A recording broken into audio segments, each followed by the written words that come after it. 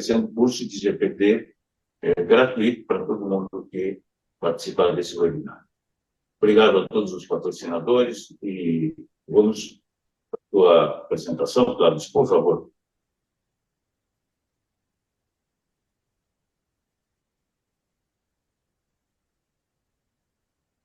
Ai, perdão.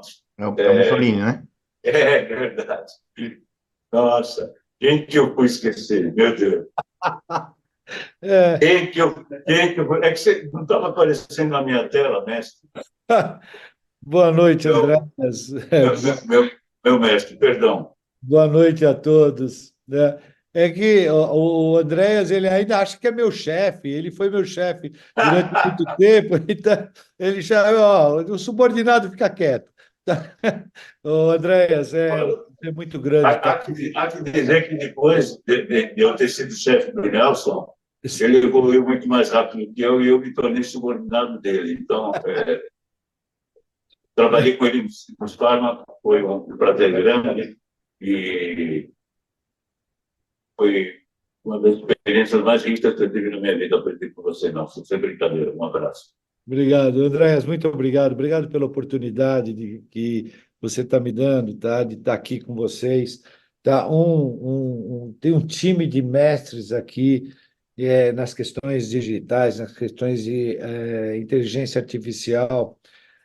Eu sou um especialista, e eu falo sempre isso, o André já ouviu algumas vezes, em abrir e encerrar workshops ou webinars, essa é a minha maior especialidade. Tá? Mas eu tive dando uma olhada, só para contextualizar um pouco, eu acabei de sair de um evento do Simples Pharma, sobre expectativas futuras, e foi dito lá pelo pessoal da Ipsos, que em 12 anos nós dobraremos o número de médicos no Brasil e que a média de idade desses médicos em 12 anos será aproximadamente 40 anos de idade. Ou seja, nós vamos mudar a forma de fazer, de chegar no médico, tá? Sem os meios digitais, e já no mundo já está havendo uma migração, segundo o levantamento que foi feito por eles também. 30% dos médicos já preferem, fora do Brasil, no Brasil ainda é um número um pouco menor, já preferem só o uso da tecnologia como meio de comunicação entre médico e a indústria farmacêutica. Então, a gente, na indústria farmacêutica, tem uma dificuldade muito grande de inovar na propaganda médica. Como ela dá certo, a gente não quer inovar. O Andrés tem 41 anos de indústria farmacêutica, eu tenho 5 mais que ele, eu tenho 46. Né? E a evolução que eu vi na indústria farmacêutica, no RAP, saiu do papel e foi para o tablet. Né?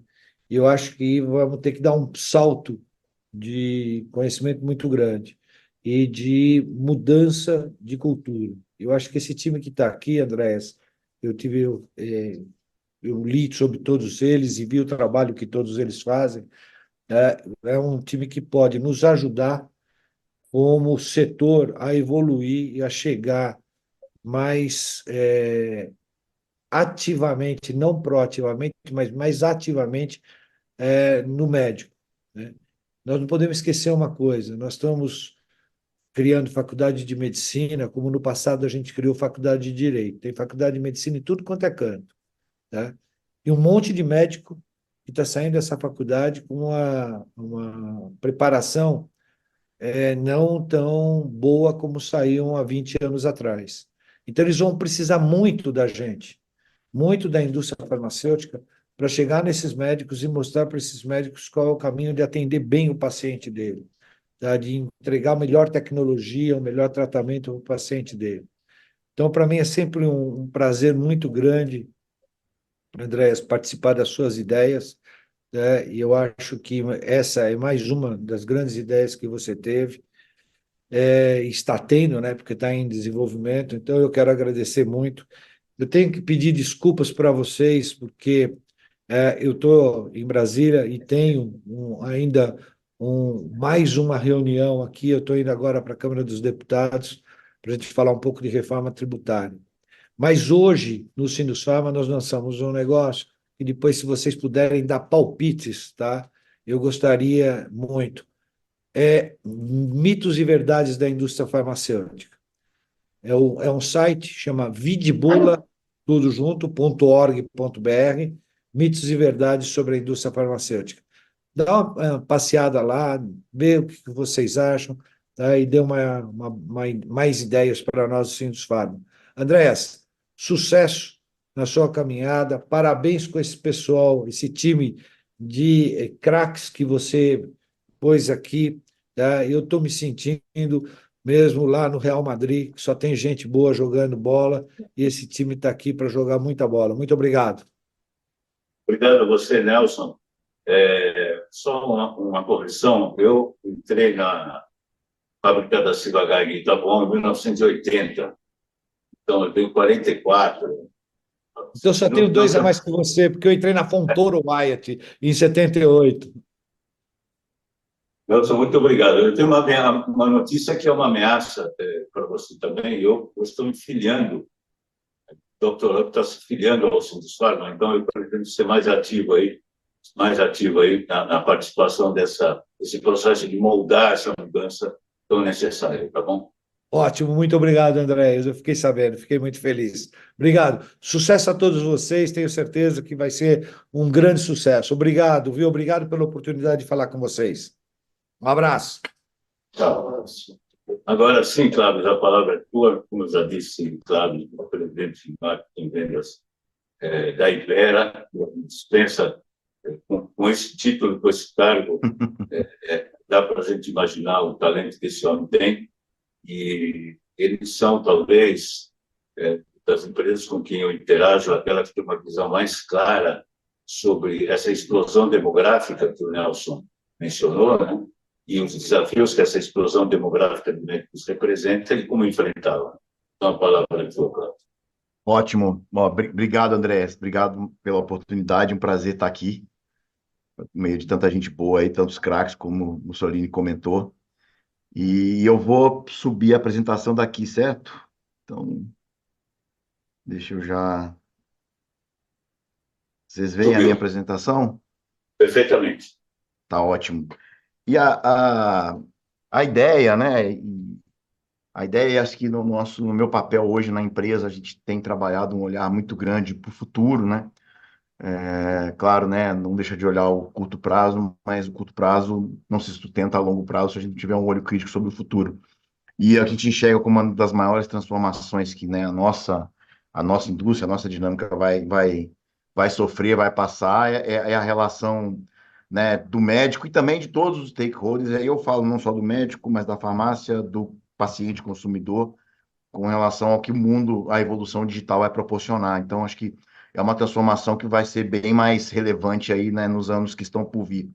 Então, acho que eu trago algumas reflexões e eu começo por uma primeira, né, e reforçando os pontos que o Mussolini colocou, né, o médico que vem para esse mercado hoje, né, e esse médico, esse perfil vem mudando ao longo do tempo. Então, o médico, ele, de fato, quando você tem um número hoje enorme né, de graduações aí disponíveis para o médico, você tem aí mais de 30 mil médicos que se formam por ano, mas a grande maioria deles não tem, né, mais da metade deles não tem uma disponibilidade de se fazer uma residência, né? Eles não têm uma experiência, eles não conseguem trazer uma experiência prática. Então, eles vêm com uma formação teórica, mas eles não têm formação prática. Então, eles dependem muito desse meio digital para poder se informar. E aí ele acaba hoje, né, ele acaba vindo mais generalista do que especialista. Então, já existe uma mudança de perfil, onde ele começa a vir a olhar de uma forma mais abrangente todas, né, as diferentes classes terapêuticas, os diferentes tratamentos. Ele é mais jovem, né? Então, né, num espaço de 10 anos aí, a gente vai ter aí mais de 1 milhão de médicos, né? E esse médico, na uma grande maioria, essa pirâmide aqui, ela é gorda na parte de baixo, então ele é muito mais jovem, esse médico que vem, e ele está muito mais disperso pelo país, né? Ele não está tão concentrado assim nos grandes centros como hoje, ele vai estar bem mais, né, com bastante mais alcance do que ele tem hoje. Então, esse perfil está bem mais diverso. E aí, a gente se depara, né, com mais jovem, mais generalista, ele já é mais acostumado com esse mundo digital, porque ele já vem utilizando todas as ferramentas de inteligência artificial, toda a informação dele, toda a base de conhecimento já navega muito para o digital, e ele também já cresceu, já se desenvolveu no mundo muito mais digital do que o anterior. Então, essa evolução na tecnologia, essa questão dele ser mais jovem, acho que a gente conseguiu, e aí até pela própria inteligência artificial, a gente pediu para montar esse perfil desse médico do futuro. E esse médico que está um pouco refletido aqui à direita nessa foto, então é mais jovem, está mais inserido no ambiente digital, a maioria é feminina, então a grande maioria é feminina hoje, já é um pedaço hoje, vai ser mais no futuro. Então é uma mudança que a gente tem que levar em conta e esse médico está muito mais aberto a receber interações de diferentes maneiras do que o médico atual e o médico anterior, né, o médico do passado. E aí, como é que a gente faz nessa nova dinâmica para atingir esses médicos, né? E como é que a gente consegue não só estar restrito àquela visita física que acontece muitas vezes uma vez por mês, num tempo restrito, ou o contato que pode acontecer num congresso ou num evento, mas que ele é muito restrito a poucas interações. Então, como é que eu aumento essa abrangência, mas ao mesmo tempo aumentar a abrangência significa orquestrar as diferentes ferramentas disponíveis e como é que eu vou construir conteúdo relevante para poder chegar nesse médico de uma forma consistente. Esse é um desafio que a gente tem pela frente, na medida que esse mundo, né, ele se dispersa e ele se digitaliza. E aí vale lembrar também que não é só a questão do médico, né? Então, o paciente, né? O paciente ele está muito mais conectado. Isso aqui são dados do Google. Estive lá recentemente, ele trouxe algumas informações interessantes, mas hoje a busca por saúde, né? A busca por saúde está basicamente, né, na parte de prevenção e vacina 24%, parte de diagnóstico 19%, o que é diferente, que é que ele tem de opção de tratamento e medicamento 45%. Então a verdade é o seguinte: 91% dos pacientes eles já vão para o consultório com um diagnóstico já pré-concebido, porque eles já pesquisaram e eles já têm conhecimento do que está acontecendo com eles, já buscaram soluções. Então, assim, essa história de ter que lutar um pouco contra as ferramentas digitais do próprio médico, muitas vezes, não, não, você fez a busca, mas não é isso que eu concordo, eu tenho o meu parecer, vamos esquecer o que você falou, vamos aqui, eu e você, nesse momento nosso particular. Na verdade, hoje todo mundo é bombardeado por informação, então não adianta. Você tem que conviver com isso. Então, é entender o que está circulando de informação nos meios digitais, é entender como esse paciente se informou e trabalhar em cima dessa informação que está disponível. Não tem como. Então, não é uma mudança só do perfil do médico, é o perfil do paciente em si. Né? O perfil do paciente também mudou, ele é muito mais informado, ele tem muito mais acesso à informação do que ele tinha antes. E aí, nesse universo, né, esse universo todo, fica, né, um ecossistema bem complexo, né? E você está falando de diferentes, né, pontos de contato, com diferentes maneiras, por diferentes canais, diferentes locais, diferentes formatos. No médico que tem menos experiência do que o médico anterior, né? Ele tem menos experiência prática, ele precisa de mais ajuda. Então, assim, nesse ambiente, se a gente não ampliar os pontos de contato e a gente se restringir ao contato físico e ao contato menos frequente e ao contato mais limitado, vamos dizer assim, a gente não vai conseguir fazer com que esse mercado, esse ecossistema todo se desenvolva. Então, o que a gente precisa é, de fato, organizar todo esse processo para que a informação e os meios eles fluam e cheguem de forma consistente e assertiva para esse profissional que está aí e pelo profissional que vem. Então, e aí uma visão já mais, né, construída nossa aqui dentro, na Ipera, e a gente tem alguns parceiros de negócio bem importantes, né? Salesforce, um deles, tem trabalhado junto conosco para construir esse ambiente. E aí, como eu falei, a gente não está olhando também só o médico, é também como a gente chega, né, no paciente consumidor, como a gente chega nas farmácias, mas basicamente, no primeiro lugar, você tem que organizar o dado, né? Porque não adianta você ter o dado de uma forma imprecisa e o dado de uma forma fragmentada, porque você precisa da qualidade de dado. Então, a gente precisa organizar o dado e a gente tem ferramentas para isso. A gente está trabalhando num Lake aqui, a gente está trabalhando numa data cloud para poder organizar e colocar uma inteligência no tratamento de dados aí, tanto de médicos quanto de pacientes, quanto de farmácias. Mas aí, por outro lado, você tem que entender os veículos, e hoje você tem N veículos, e aí, quando eu falo de veículos, eu não estou falando só Eu não estou falando só do WhatsApp, do SMS, do e-mail. Eu estou falando da rede social, eu estou falando de como ele vai da busca, eu estou falando de podcast, eu estou falando de influenciadores, como a gente vai falar aqui em seguida, eu estou falando dos canais digitais, estou falando de YouTube. Então, assim, a forma de você chegar, ela é infinita. Então, a questão é como é que você orquestra tudo isso. E os conteúdos podem chegar de diferentes formas, como eu falei. Pode chegar por um podcast, pode chegar por um texto, pode ser um vídeo, pode ser um estudo, pode ser uma notícia, ele pode chegar de diferentes formas. Você tem que entender tudo isso, e aí a inteligência artificial tem um papel fundamental para entender o que é adequado para cada tipo de perfil, o que é mais adequado para cada especialidade, para cada idade, para cada região, para cada classe terapêutica. Então, a gente tem que organizar essa cadeia, porque ela precisa chegar de forma estruturada para o médico, senão a coisa não vai funcionar. E a gente tem que utilizar, e esse ecossistema ele tem que ser retroalimentado, porque esse negócio vai evoluindo na medida que você consegue explorar melhor os veículos e explorar melhor os conteúdos. E aí, só para reforçar esse ponto, né? Esse ponto, então, como eu falei, ele é uma captura de dados bastante importante. Eu tenho múltiplas formas de capturar dado, mas essa base tem que ir para uma base, uma gestão de base consistente.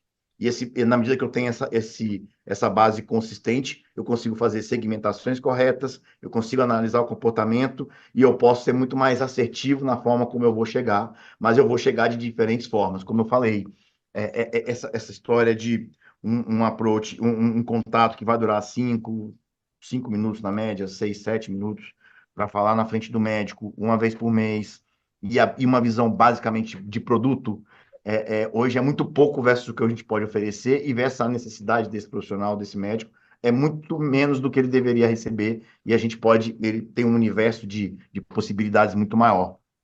E aí, acho que eu vou falar dessa sequência de transformação indo, né, primeiro para a esquerda, de cima para baixo, e depois eu vou de baixo para cima na direita, que é a informação hoje é muito mais sobre produto, então é menos sobre mercado, sobre guidelines, sobre tendência, e é muito mais sobre produto.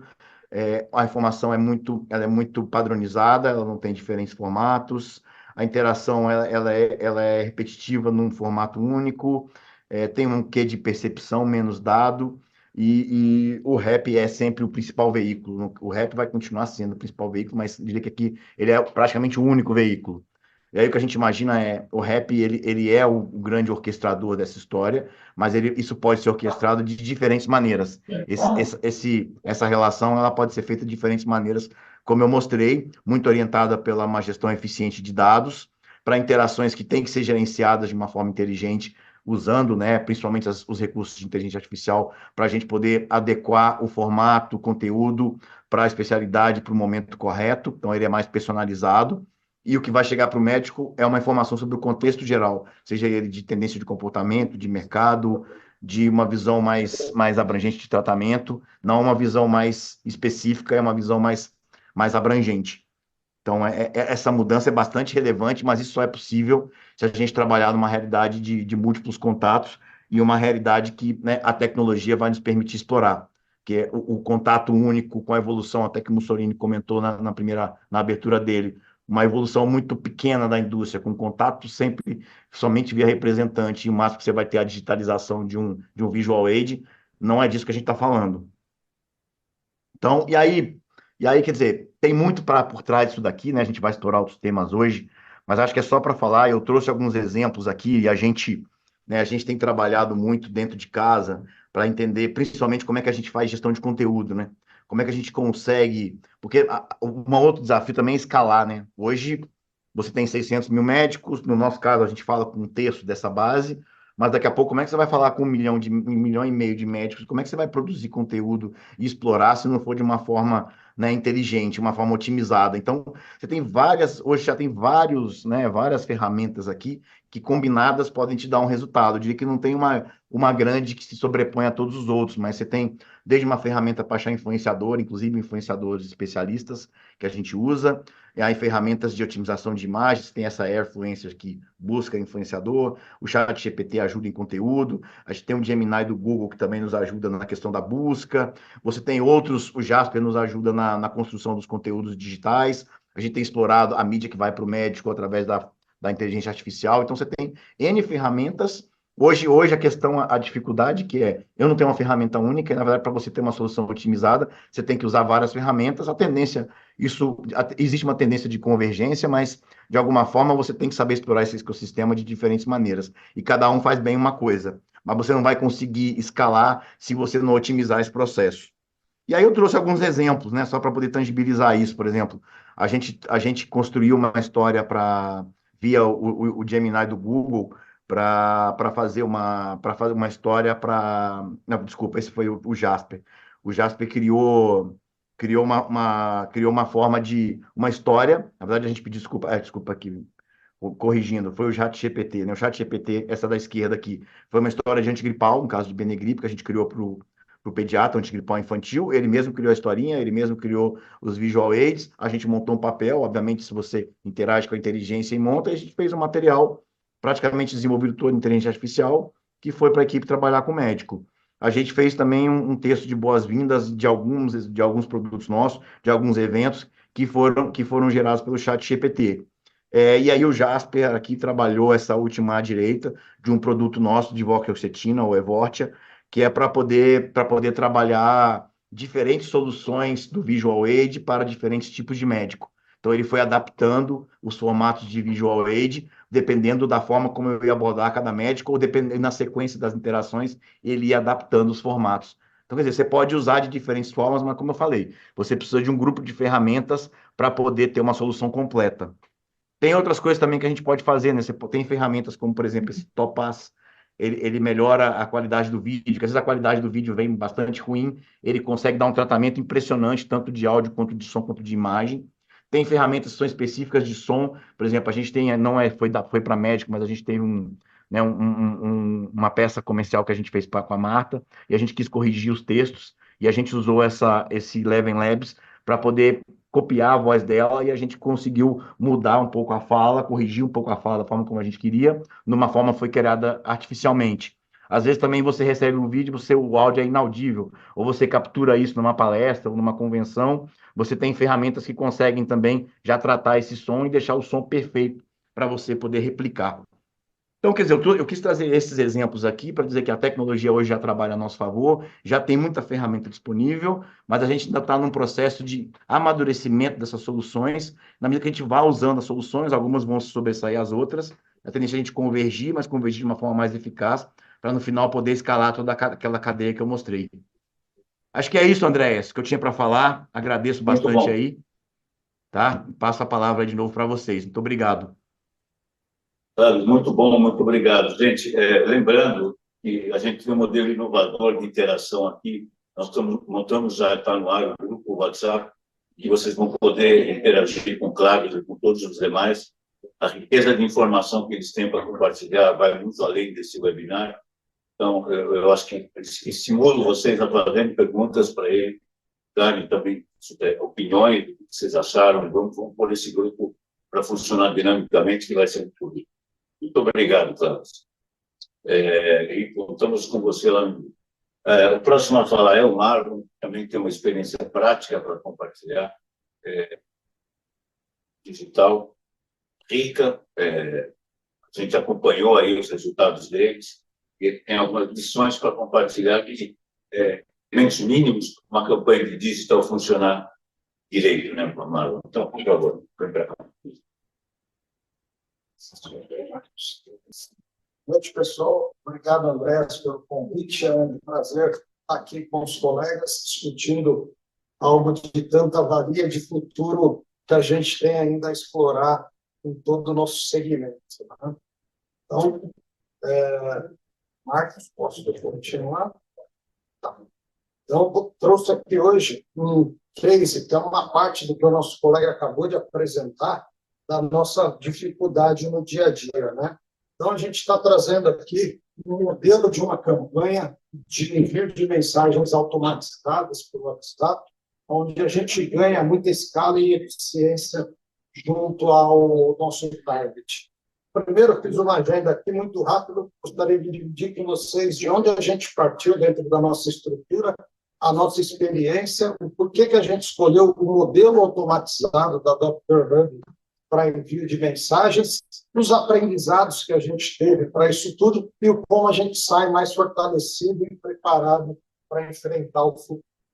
Então, falando um pouquinho de como a gente atua dentro da Teraskin, a gente tem um modelo de 4 representantes digitais, cada um tem um painel médico de 250 médicos, eles atuam hoje proativamente, ou seja, eles fazem o envio da mensagem de WhatsApp para conseguir o opt-in do médico e, a partir daí, fazer toda a escala e a jornada desse paciente dentro dessa mensagem.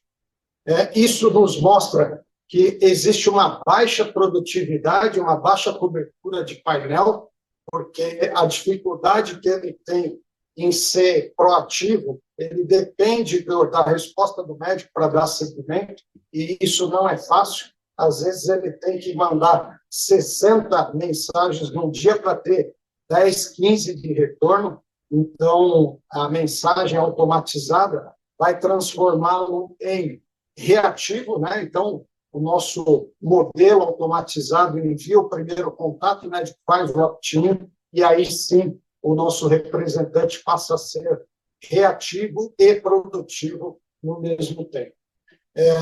Uma outra preocupação que a gente tinha com o modelo regular de mensagem de WhatsApp era a falta de rastreabilidade das mensagens no WhatsApp comum, que impediam o acompanhamento da régua, da aplicação da régua de relacionamento, onde a gente não tinha como medir o quanto aquelas conversas convergiam para uma conversão em demanda. E, por último, a gente sabe que das várias ferramentas que tem, um exemplo, né, dentro da Teraskin, não sei se nas empresas de vocês é diferente, mas 95% dos contatos digitais acontecem pelo WhatsApp, por e-mail menos de 1%. Webinários a gente sabe que é muito eficaz, mas é de difícil engajamento do médico no dia a dia. E videocall, a gente tem uma aceitação de menos de 3% ao longo dos ciclos, né? Então, essa é uma dificuldade, uma barreira que a gente tende a quebrar. E aí, o que a gente tem de experiência? Onde a gente foi buscar o Dr. Hub com as mensagens automatizadas para aliviar uma dor que a gente tinha. A gente precisava ampliar a cobertura nas especialidades de pediatria e de clínica geral, um pouco do que o meu colega aqui passou nos slides anteriores, né? Está cada vez mais crescente o número de médicos formados e dificulta tanto a geografia quanto o número de formados para a gente ampliar a força de vendas para ter uma cobertura presencial. Então, o digital está sendo essencial e o primeiro caminho é através das mensagens automatizadas. Para isso, a gente selecionou um target de médicos categorias 1 e 2, não visitados, que existiam dentro do cadastro da Dr. Hub, que já tinha o aceite do opt-in e não tinha um filtro geográfico. O que tem isso, né? Poderia estar num setor de um representante presencial, porém não era visitado por esse representante e a gente acaba impactando esse médico. A cobertura que a gente fez foi de 5.000 disparos para 4 produtos e a ferramenta utilizada foi o WhatsApp, com fluxos interativos e automatizados. A gente fez isso por 6 meses, utilizou em 6 disparos. Iniciamos em março, finalizamos em abril. E por que a gente escolheu, então, a ferramenta da Dr. Hub? A Dr. Hub permite os disparos de maneira massiva, automatizada, que permite um salto na produtividade por representante. Então, quando você faz a mensagem automatizada e o representante passa a ser reativo, a gente tem até 6.000 contatos que o representante consegue filtrar e trabalhar de maneira automatizada. A gente consegue segmentar o público por preferência de marca e a gente consegue também fazer a construção e a sequência de conversão. Então, a princípio, a gente envia uma mensagem com um conteúdo e aprofunda o conteúdo do médico ao longo de toda a jornada que a gente tem com ele, conforme a área de interesse dele. No caso da terapia, a dermatologia, abrindo por diversas arenas de patologia, como melasma, anti-aging, acne, entre outros. Né? E a medição da performance desses representantes, que é uma das partes mais importantes do projeto, onde a gente afere se estamos sendo bem-sucedidos nas nossas estratégias, na nossa jornada, para fazer correção de rotas ao longo dessa jornada. Ou seja, com isso, a gente tem o ganho de produtividade na imersão por representante, transformando simplesmente ele de ativo, de robô, para reativo, onde ele atende o médico dentro da necessidade e do canal que ele espera. Passando um pouquinho para esses aprendizados, queria dividir com vocês aqui alguns pontos importantes e essenciais para o projeto. O primeiro ponto importante dessa jornada, pessoal, é ter um gestor, um owner estratégico para esse processo. Como é uma atividade multitarefas que envolve vários departamentos dentro de uma empresa, a gente tem que ter alguém com capacidade de visão analítica e com capacidade de decisão para poder gerir o processo do começo ao fim. Um outro aprendizado muito importante são as reuniões mensais para análise de métricas, junto com a Dr. Hub, que, no caso, foi o nosso parceiro para essas automatizações de mensagens, e geram sugestões e ajustes táticos do mês a mês. Ou seja, o conteúdo está adequado, está criativo, está tendo engajamento, então essas definições mostram esses números, as correções de rota ao longo do tempo. Né? Uma outra coisa, existem várias empresas nesse mercado, porém o background é importantíssimo na área digital para saber qual é a linguagem que a gente deve usar para atrair o nosso target e, com isso, construir um fluxo adequado para ter o engajamento desse time, desse target, tá bom? Um outro ponto, né? Como eu citei já algumas vezes, o conteúdo é essencial para conseguir chamar atenção e também ter criatividade na comunicação para poder gerar uma continuidade dentro da jornada que o médico vai entrar dentro desse caminho. Dentro desses aprendizados, pessoal, vocês viram ali que eu coloquei um texto que a gente começou inicialmente, onde é proibitivo. O médico não tem tempo ou paciência. Quando a gente se faz a empatia, se põe no lugar desse profissional, quando a gente também recebe algum texto muito grande, nos desinteressa, de repente, do conteúdo em continuar a leitura. Então, a linguagem no WhatsApp tem que ser muito curta, com conteúdo muito relevante e muito direto. Sempre lembrando, né, essa construção do fluxo tem que ter mensagens que provocam o médico a clicar em saber mais, para que ele tenha uma continuidade dentro dessa jornada, dessa régua de relacionamento que a gente cria. Né? Os médicos também não respondem se tiver que teclar, escrever alguma coisa dentro dos textos. Esse foi um aprendizado bastante importante. Então, sempre que tiver um texto, a gente tem que ter botão de resposta rápida para que eles possam interagir automaticamente e se engajar dentro da nossa jornada.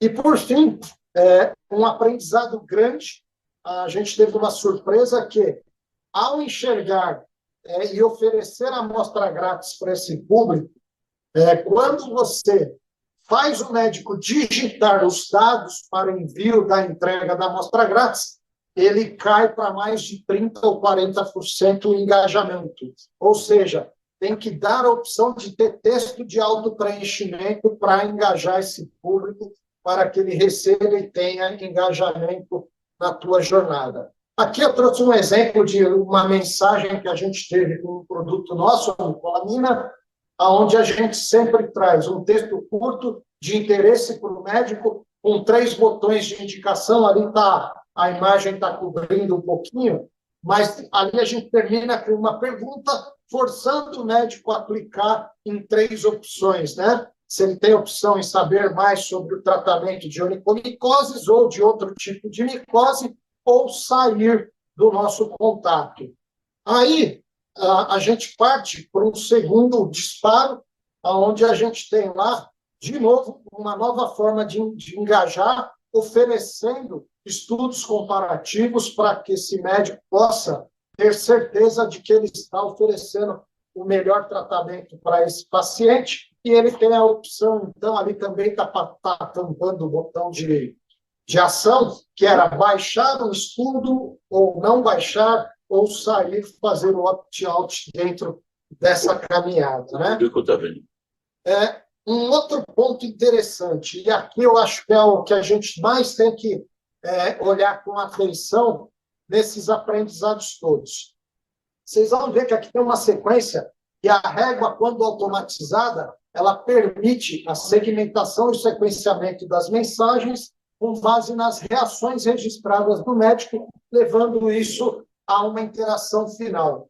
Então, você tem um texto inicial ali, onde você fala do medicamento com o médico, o médico tem uma interação contigo, aí você vai lá para um segundo passo. Se ele já utilizou, você já vai enviar uma segunda mensagem, onde ele pode interagir um pouco mais. Se ele está usando o produto, você reforça, expande a indicação para novas utilizações ou para outros produtos dentro do teu portfólio, oferecendo amostras grátis e aí, no final, levando ele a um engajamento final. Onde ele estressou a jornada dentro de um produto, você tem a opção de abrir o teu portfólio e saber se ele tem interesse em alguma outra área dentro do teu segmento. E eu vou mostrar isso tudo na prática no próximo slide para vocês. Aqui, quando a gente tem um portfólio, a gente dá mais uma opção de botão de acesso, onde ele integra e tem acesso a todo o portfólio para que a gente continue essa régua de relacionamento. O outro caminho é não utilizei, aí a gente leva a tirar as dúvidas desse médico para auxiliar ele, e aí sim a gente pode colocar um representante, lembram lá que eu falei do representante passar de proativo para reativo, aí sim entra o representante para atender tailor-made a necessidade desse médico, tirando as dúvidas e oferecendo para ele opções de tratamento. No caso dele não querer seguir por esse fluxo do representante, ele pode dar o opt-out, a gente ainda assim dá uma última chance para ele de tentar mudar o portfólio e ir para um outro produto. E, por último, a gente tem ainda a opção dele, de fato, não querer continuar na jornada, fazer o opt-out, e aí, no caso, o nosso parceiro era a Dr. Hub, ela retira esse médico da lista e informava a Teraskin que esse médico estava declinando dos nossos contatos. Por fim, o que eu queria dividir rapidamente com vocês? As métricas que a gente teve com essa automatização foram aferidas ponto a ponto. Então, a gente teve aqui um envio de 1.076 disparos para o medicamento de Ixizine, onde a gente levava uma mensagem para o médico, forçando ele a ter um botão de ação. E aí, desses médicos, a gente teve um engajamento de 4,3%, onde 47 médicos tiveram interesse no nosso guideline de Ixizine, e aí outros médicos tiveram interesse ou pelos nossos dermocosméticos ou outro tipo de medicamentos. Então, a interação foi interessante, e aí vocês falam, tá bom, desses disparos todos que você fez, né, o teu foco maior, que era Ixizine, foi atingido. Se vocês verem nos 6 disparos, o disparo número 3, olha que legal, a régua de relacionamento, como ela foi crescente disparo a disparo, aumentando o engajamento do público ao longo do tempo. Então, ela aumentou para 671 disparos nesse terceiro disparo, onde a gente levou interesse, adaptando mês a mês, durante as reuniões, o diálogo para a gente ter esse médico com a gente por mais tempo dentro do diálogo. Outros produtos que eles tiveram interesse dentro do nosso portfólio, o segundo foi o Vitacid, a terceira foi a micolamina e o quarto, o aloxidil. E olha que interessante esse dado, né?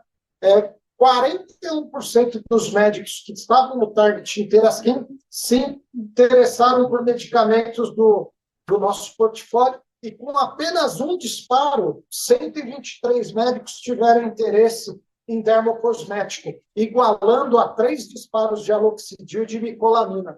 Então, isso também nos trouxe insights para trabalhar muito mais o nosso portfólio de dermocosméticos junto a esse target, que quando se fala de dermatologista está alinhado, porém, para pediatra, para nossa surpresa, também teve um engajamento grande. Finalizando com resultados, pessoal, e as take-home messages, olha que interessante. Tá bom, Marlon, isso tudo que você falou é bonito, mas gerou receituário? Então, a gente comparando o grupo target que a gente selecionou de médicos não visitados pela Dr. Hub 6 meses antes, com outros médicos não visitados que ficaram fora do projeto Dr. Hub, os médicos que receberam os disparos Dr. Hub e tiveram um market share de prescrição de 8,5% contra 0,9% dos médicos que não foram atingidos com Dr. Hub. Então, o resultado é bastante interessante, bastante grande, e aí o desafio é levar uma jornada com conteúdo adequado para engajar esses médicos ao maior número possível ao longo do tempo. Então, finalizando as take-home messages que a gente tem para passar para vocês, ao escolherem uma campanha automatizada de WhatsApp, procurem selecionar uma ferramenta adequada, com disparos massivos, com fluxo interativo automatizado, onde vai te gerar métricas adequadas para construir toda a sequência de conversão, segmentação e troca dos não respondentes. Ou seja, mês a mês, campanhas com reuniões para adequar a estratégia e transformar em uma tática vencedora. O provedor tem que ser extremamente competente, capaz digitalmente, para dar suporte à equipe interna, onde a gente pode ser mais assertivo na comunicação. Outro ponto bastante importante é a seleção do público-alvo, olhar a relevância e a mensurabilidade desse público. A gente, por ter dermato, que é um público mais controlado e fechado, nos permite isso. Estabelecer a métrica utilizada, definir o baseline, como eu fiz ali, para medir o market share de prescrição, e escolher a população controle, que era não impactados, não visitados, contra não visitados impactados pela Dr. Hub. E, finalizando, a sugestão ideal é testar uma ferramenta de médicos visitados, ou seja, fazer um modelo digital, pegar médicos visitados presencialmente e intercalar com visitas digitais, aumentando o impacto e a frequência de contato com esses médicos, que promete e tem uma pré-eleição de ter um resultado maior. A Teraskin, no momento, não fez essa experiência, que está nos nossos próximos passos para fazer esse teste e comparar com o público e o resultado anterior. Tem uma equipe dedicada para acompanhamento de resultados com gestor, com autoridade para conduzir as alterações do andamento do projeto. É essencial, tem que ter um dono nesse projeto. Como eu falei, envolve várias áreas, as coisas não são prioritárias para alguns departamentos, depende da estrutura de cada laboratório, de cada empresa, então é importante ter um dono para aferir o projeto do começo ao fim. E, finalizando, estabelecer um planejamento prévio, definindo estratégia, quais os produtos, quais os responsáveis, cronogramas, fluxo de aprovação, para ter agilidade e aproveitamento 100% do projeto. Obrigado, Andrés. Obrigado, pessoal. Era esse o case que eu queria dividir com vocês da Piracicaba. Obrigado, Marco. Excelente. Gente, só salientando alguns pontos aqui da apresentação do Mário, né?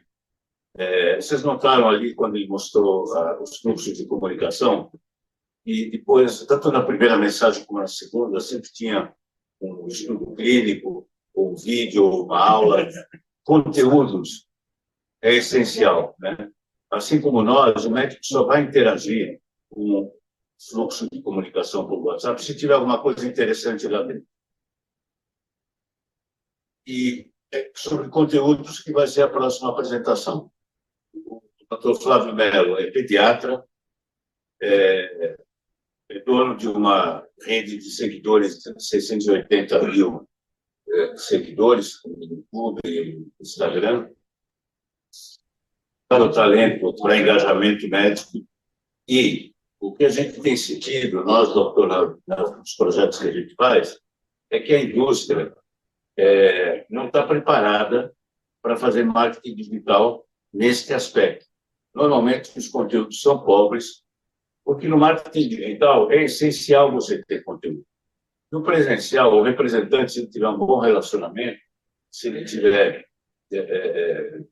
habilidade social pronunciada, ele consegue falar com o médico, mesmo sem ter um conteúdo rico. No digital, simplesmente o médico não vai abrir a sua mensagem e não vai interagir, e você não vai chegar na conversão. Conteúdos no digital é tudo. E o Flávio vai falar um pouco sobre isso e também sobre alguns outros aspectos que ele, como médico, percebe na atuação da indústria farmacêutica. Flávio, a palavra é tua. Obrigado, Andreas. Eu queria dar boa noite a todo mundo, a equipe do Dr. Hub, agradecer pela oportunidade e dizer que tem sido um trabalho muito interessante, está ajudando nessa parte de conteúdo médico. Então, a gente ouviu falar agora o Mussolini, o Clóvis e o Marcos falando da perspectiva da farma. Eu vou falar um pouco da perspectiva do médico, me colocando como uma pessoa que está na interseção. Hoje em dia eu me coloco nesse lugar.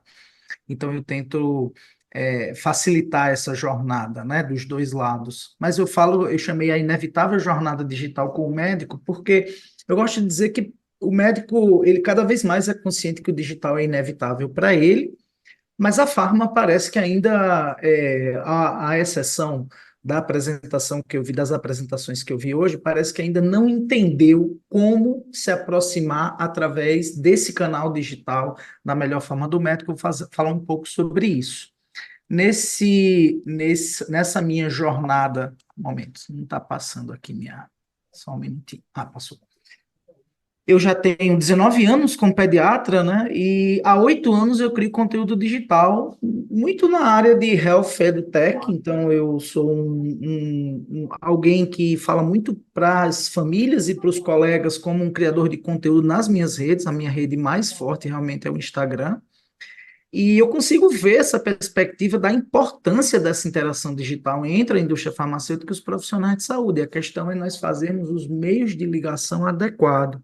Então, é através do marketing digital, do marketing médico, que a gente consegue ajustar esse ecossistema essencial e poder trazer para o médico, a farma poder disponibilizar para o médico conteúdo. Hoje em dia, a palavra que se fala é conteúdo, não é mais propaganda, é conteúdo.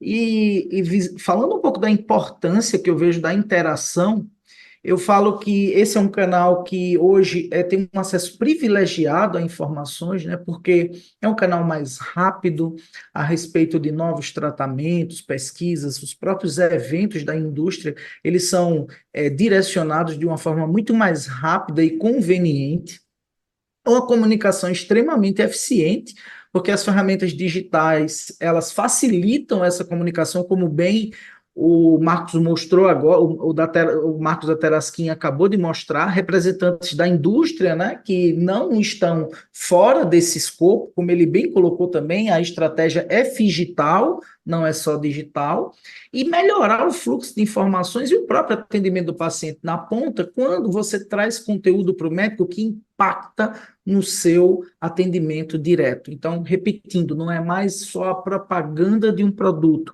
é sim a disponibilização de um conteúdo útil, quer seja a respeito da própria medicina, quer seja a respeito, por exemplo, da inteligência artificial. O digital também traz a oportunidade de engajamento personalizado, né? Porque é muito mais próximo. E eu falo que a prova, os estudos mostram o que a gente já faz no dia a dia, né?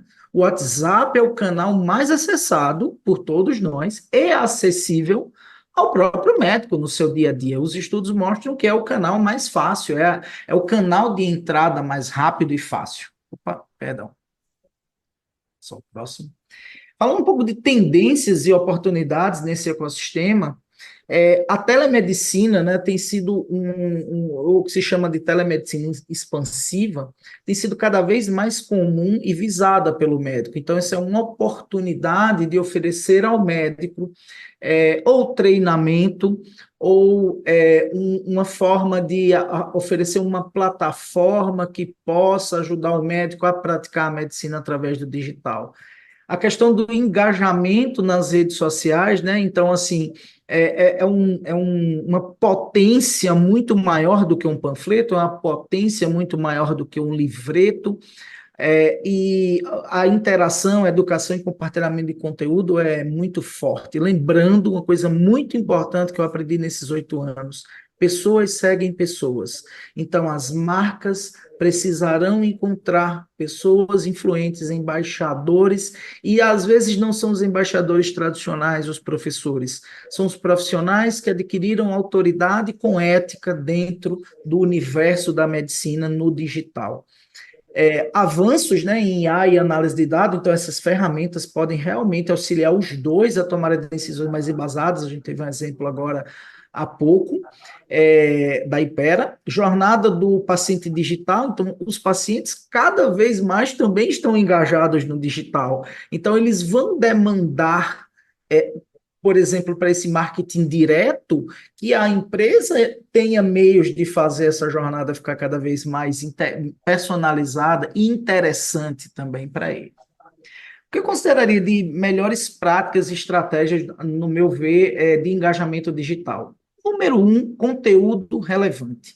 Então, é preciso procurar desenvolver conteúdo informativo, educacional e prático, alinhado com as necessidades e interesses do médico. Não pode estar desalinhado, como foi dito aí. Quando a gente traz um caso clínico, é muito mais interessante do que nós trazermos um contato meio formal, olá, doutor, etc. Então, quando a gente abre uma mensagem com estudos, quando a gente abre uma mensagem com um congresso recente trazendo estudo, isso faz diferença. Outra coisa, já foi falado também, mas é o desafio da omnicanalidade, né?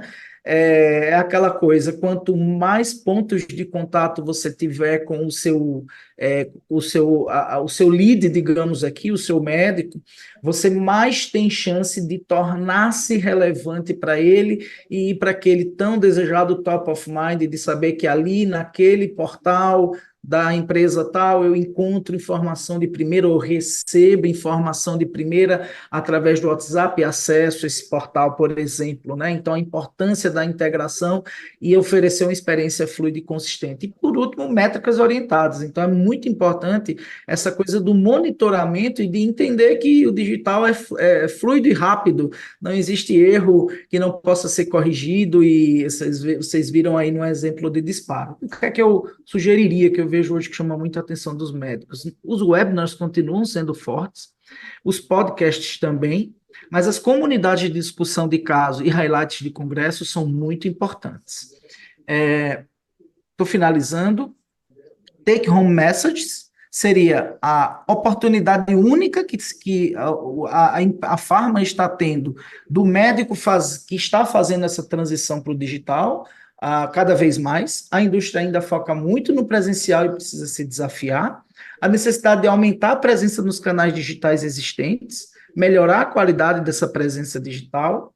A adaptação contínua é outro ponto, né? Então, o perfil do médico vai mudando e é preciso que isso seja levado em conta, e a expansão demográfica vai excluindo parte dos médicos do alcance físico do laboratório. Isso é uma coisa que vai acontecer. E, por último, a parceria estratégica, né? A indústria continua sendo vital. A Digital IA oferece novas oportunidades e ela pode oferecer parcerias através desse caminho. Por último, essa parábola do Uber é a que eu coloco para o pessoal da Farma entender. Isso aqui eram os táxis em Nova York, isso aqui era quando os Ubers entraram em 2014, e em 2, 3 anos os táxis perderam o seu lugar. Então, não percam a oportunidade digital.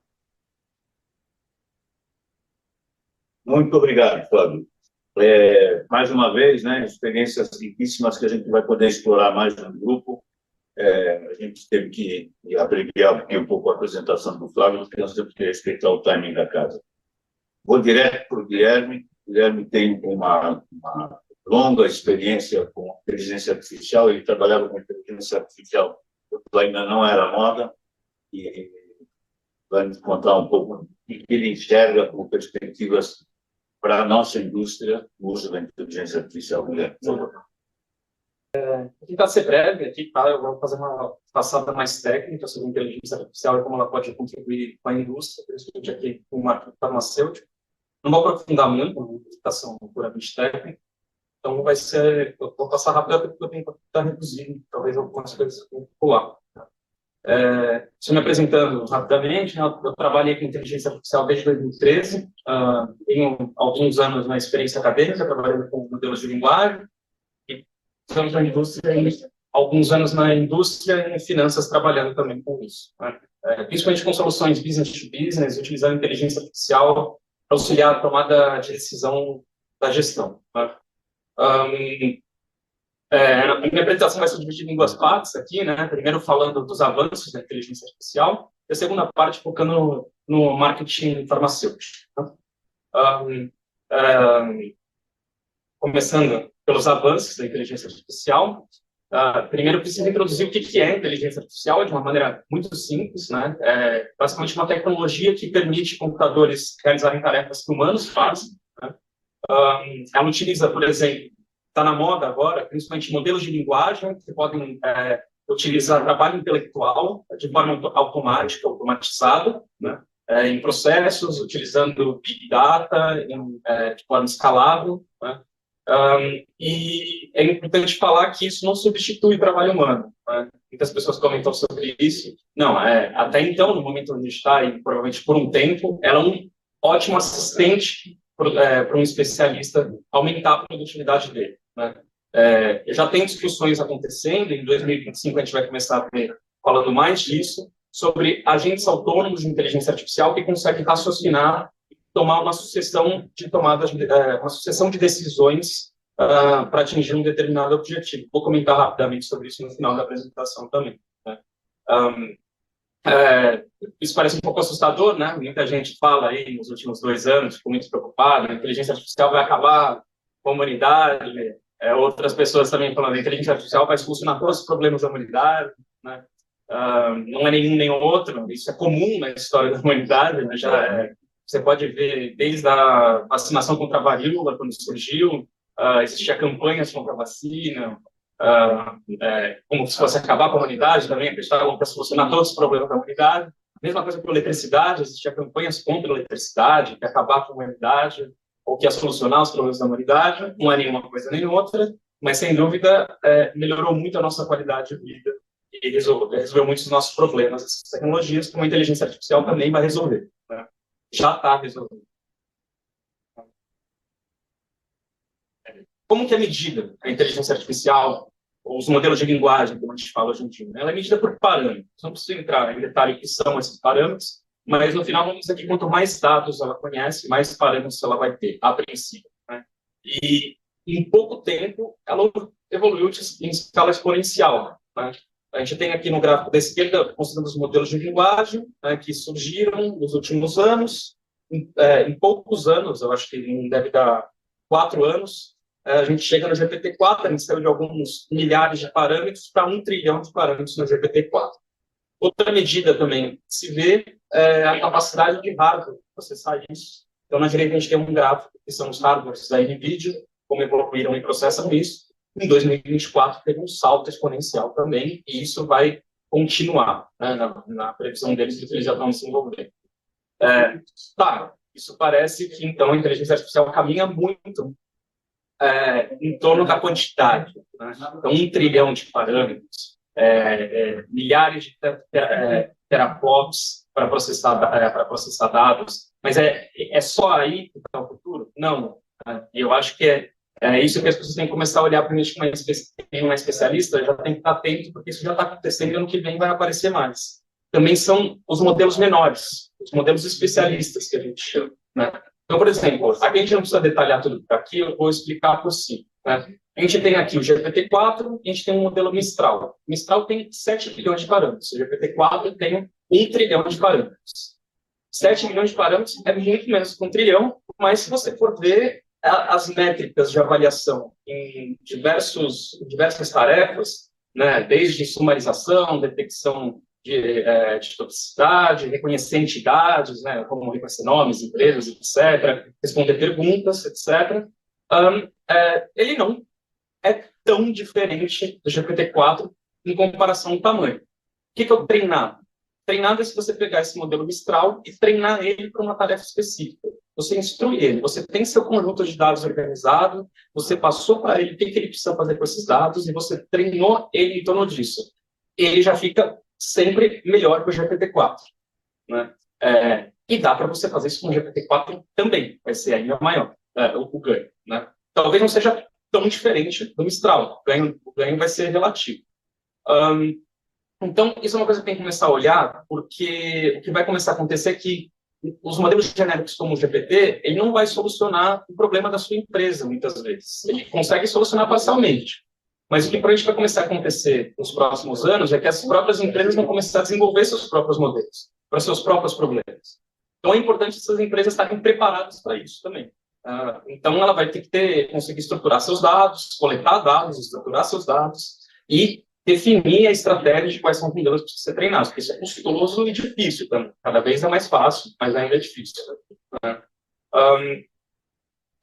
Só para dar um exemplo, por que os modelos são tão importantes, esses modelos menores, né? A Apple, antes de ontem, em um evento, acabou de anunciar que fechou uma parceria com o OpenAI e que agora a Siri vai trabalhar com um modelo de linguagem. A parceria com o OpenAI, a gente não sabe exatamente ainda para que vai ser usado. Né? Isso também foi uma jogada de marketing, a gente ainda não sabe, tem algumas coisas que disseram, mas não foi isso que ela incorporou na Siri. Na Siri existe um modelo de 3 milhões de parâmetros apenas que consegue rodar no hardware de um celular, de um iPhone.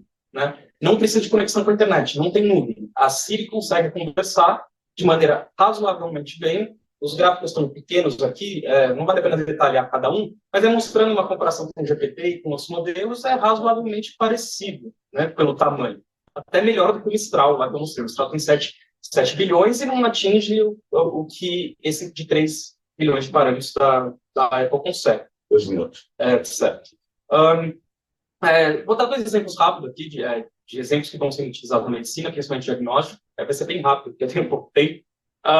Mas existe esse relatório anual, vocês podem simplificar, de Stanford falando sobre IA. Neste 2024 acabou de sair, trouxe 2 exemplos, um é o CT Panda, que é uma inteligência artificial por visão computacional, e ele consegue detectar diagnóstico de câncer 36% melhor que um médico, né, um especialista, e consegue acertar ali por volta de mais de 90% das vezes. Isso significa que substituir o médico? Sem dúvida não.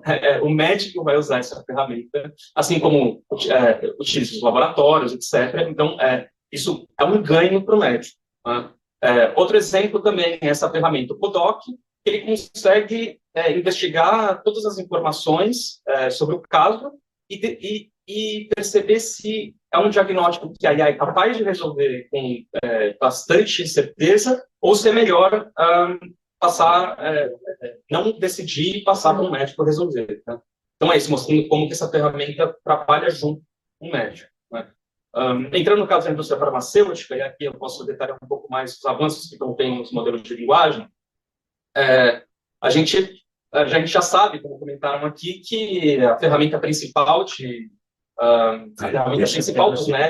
os médicos preferem de comunicação são ferramentas digitais, né? Você já sabe que a ferramenta principal é o WhatsApp, 70% dos médicos preferem o WhatsApp entre as ferramentas digitais. Certo. Só que ainda é de forma programática, né? É um pouco robótica, não é tão humanizada. O que vai acontecer quando a inteligência artificial começar a usar isso, né? Aí podem ter muitas mudanças, vão acontecer nos próximos anos, né? Imagina que ela consegue criar um conteúdo personalizado para conversar com o médico, né?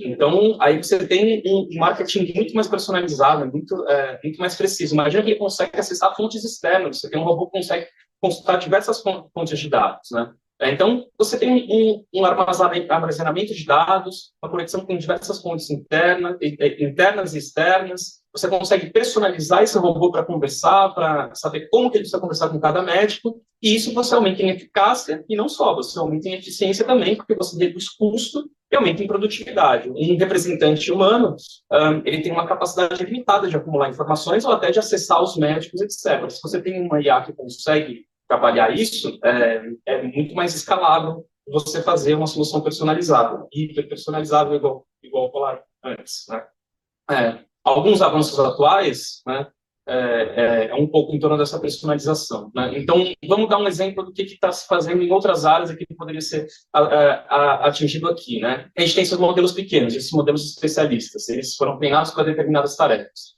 né? Então, é o que a gente chama de mix of experts, né? Então, imagina que a gente tem uma requisição que é feita, né? Ali, essa requisição vai passar por um roteador, esse roteador vai saber encaminhar para qual modelo que é especialista. Isso aí é um caso de ortopedista, é um caso de ginecologista, é um caso de cardiologia, né? Esse especialista vai consultar todas essas bases de dados que a gente tem, a base de medicamentos, que a gente precisa conhecer, a base de informações pessoais e profissionais do médico, a auditoria do receituário do médico, pode consultar PubMed, artigos científicos, né? Pode consultar o histórico de interações que já teve com o médico, também para saber o que deu e não deu certo, o que ele prefere, né? O que ele gosta de conversar. Uma vez que ele acessa isso tudo, pode passar para um especialista mais de marketing que dizer qual que é a régua que eu preciso criar para aquele momento, para aquele médico e dar a saída, onde depois a gente vai avaliar, porque é uma questão de compliance que a gente vai falar também. Sério, obrigado. Então, aqui eu não tenho muito tempo para detalhar, né, mas basicamente aqui é muito parecido com o que já mostraram, então você tem uma régua de compliance em diversas etapas que vão passando. Nessas etapas todas pode ter uma interação junto com a inteligência artificial, ela é uma assistente, né? Então, ela vai decidindo algumas coisas, vai passando, e pode ter um determinado momento onde chega, né, que tem uma questão de compliance, e aí a inteligência artificial para, né? Ou ela pode sugerir alguma coisa e precisa ter uma validação humana. Isso é uma coisa muito comum, em muitas áreas ainda, no final, tem etapas que já vão sendo automatizadas, mas tem etapas que tem uma validação humana, né? Só uma mensagem final para acabar, isso, um pouco isso que eu falei, tem outra... Você pode compartilhar no grupo. Isso, eu compartilho esse slide. Vamos encerrar, mas assim, também funciona para fazer campanhas de marketing, para criar plano tático, para criar conteúdo, né? Tem várias coisas ali de um agente automático que já toma algumas decisões, já faz site, que já está sendo feito, mas vamos lá, depois a gente conversa, qualquer coisa podem entrar em contato comigo, tá? Tem os meus contatos aí, eu vou compartilhar a apresentação, depois você pode começar. Obrigado. Obrigado, desculpe. Não tem problema. Obrigado. Gente, o Guilherme tem muito mais informação do que isso que ele passou aqui agora. Todas as apresentações vão ser colocadas no grupo, não sejam tímidos, façam as perguntas. A gente alinhou isso com os apresentadores para que eles possam enriquecer muito mais essa interação nas discussões do grupo. Como eu disse no princípio, o doutor Lourenço teve um problema, ele estava preso dentro do avião. Ele, não sei se a gente vai conseguir subir a imagem dele aqui agora, mas ele vai passar a apresentação dele dentro do grupo e ali vocês vão ter a oportunidade de fazer as perguntas que vocês quiserem. Eventualmente a gente até grava a tua apresentação, Lourenço, e compartilha. É uma opção, tá certo? Vamos conseguir subir o Lourenço ou não? Olá, pessoal. Saúde. Isso aí. Tive uma queda de internet agora, por isso que eu caí. Mas obrigado, eu sei que você está com tempo curto aí, só dar boa noite para toda a audiência. Sou Lourenço Tomé, médico, fundador da SD Conecta. Temos 26 mil médicos dentro da SD Conecta que discutem casos clínicos, e a gente pode discutir melhor como que a gente pode ajudar a indústria farmacêutica a levar a mensagem para médicos, médicos competentes, como o doutor Flávio Mello, que está aqui conosco. Obrigado, Andréas. Lourenço, eu posso confirmar que esse modelo de levar casos clínicos por via digital é um modelo que engaja muito bem. Nós fizemos um teste com um caso clínico de pediatria, o médico adora, talvez, dependendo da situação, engaja mais até do que uma publicação científica. Então, é um conteúdo riquíssimo e, como eu disse, conteúdo é do digital. Gente, muito obrigado pela atenção. Vamos continuar conversando no grupo. Muito obrigado a Huawei por ter disponibilizado esse espaço e ter nos permitido passar do prazo. Eu sei que é um problema sério para eles aqui. Gente, muito obrigado. Estamos juntos. Vamos continuar interagindo.